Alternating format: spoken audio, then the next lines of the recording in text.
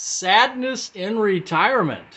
Buzz's retirement garage. I guess I should give you a frowny face, right? Here's my frowny face. It's hard to do sometimes because once you're retired, you feel like you got the world by the, right? But sadness can happen. And it's happened to me, believe it or not. Mr. Smiley and having fun and having a good retirement and feeling great and all those things which are true, you can still, I know I do, have bouts of sadness. And I won't say it's depression because depression's a clinical type thing. I would say sadness and grieving are two of the biggest things that could probably happen to us in retirement. Depression's a whole nother animal. And again, anything I say in this video is coming from Buzz's mind, who is not a medical doctor. I have no PhD in anything. I don't even have an MBA. So take what I say with that little tiny grain of salt, okay?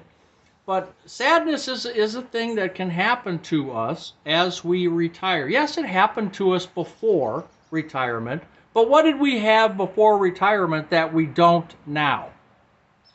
We don't have that group of people that we go to work and we talk to about our issue. We don't have that group of people who will listen to us, have that shoulder to cry on, or just someone who you could bounce ideas off of, or, he did this, she did that. And we don't have that anymore. In most cases, we don't have that. Many of us are lucky to have a spouse and children and grandchildren, but some of us don't have a spouse or any of the other. They don't have the children, they don't have the grandchildren, obviously. And for them, they retire and they left that workforce. And now when they get a little down, there's really nobody that they can talk to. They're not forced to be with those people who, hey, why are you down today? Hey, you look like you're a little glum. What's wrong? And then, yeah, nothing. But and you start to talk about it. Well, you're missing that. When you're retired, you're missing that sounding board. So what you have to do, or what we could do, is we've got to come up with alternative ways, right? So what are your ways of being happy, of being jovial? What are the ways that you do it? Now, some people cook. Now they have more time for cooking. Some people, like me, I like listening to comedy shows. If I'm feeling a little down, I'll put on a comedy show or my favorite music, or I'll go out and do my 4-mile walk, or I'll just do things and not sit and dwell on it. And that helps, I think. So when we get a little down, and it happens, it's going to happen. It's happened probably all our lives. But like I said, you're just missing that sounding board. So, and, even my wife, she was used to me being gone 10 hours a day. So it's amazing that she's not depressed every day having to wake up and look at me, basically the whole day, unless I'm going somewhere, right? So I feel for her. But there was like just last week, I was kind of down in the dumps because, oh, wait a minute.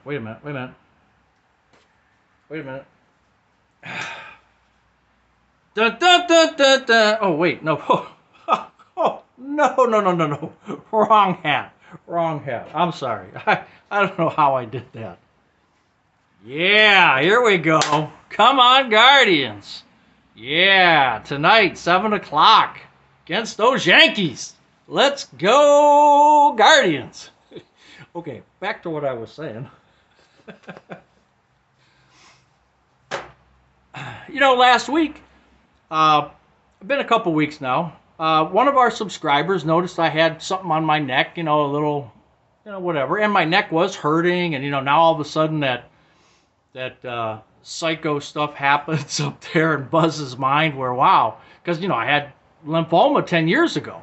So I'm like, oh, could it possibly be? It's in the lymph nodes again, and here we go again, and oh my God, I'm dreading this. I remember how the chemo and the radiation, I don't want to go through that again. Oh my God. And luckily, my blood came back good. The test came back negative. I'm fine. They just said I'm old. But no, everything's good. But that weighs on your mind. And as you age, when you wake up, you might have those aches and pains that are really never going to go away. How many people do you know right now? You could count probably at least 5, 4, 3, on one hand at least, who got knee replacements or hip replacements. They say, well, it's easy, you're in it. No, it's not easy. It's still a major surgery. And complications can come about. So now we're waking up and we're getting these aches and pains. That's part of the difference. When we were in our 20s and 30s, we didn't have, and 40s maybe. But now we're getting those aches and pains. And we know every day it's not going to get better.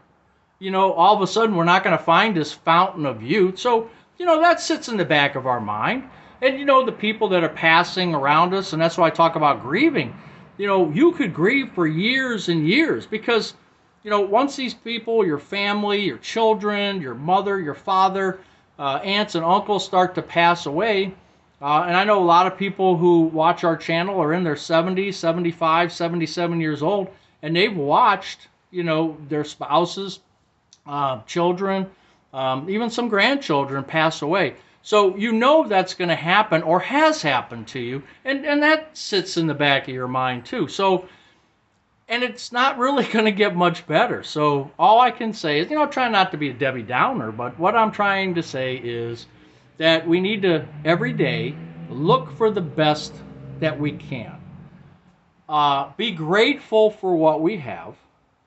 And when we do get into those periods of sadness or when we're down a little bit, put on that music. Hey, we grew up in the 60s and 70s. We know how to rock and roll, right? Do it. Put it on.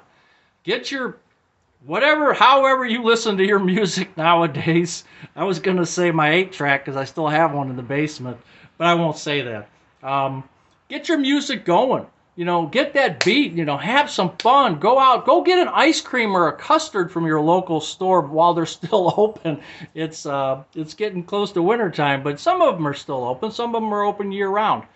Go get an ice cream. Treat yourself. Have your favorite meal. Go to your favorite restaurant. Go do something that you really enjoy, and you know what you like.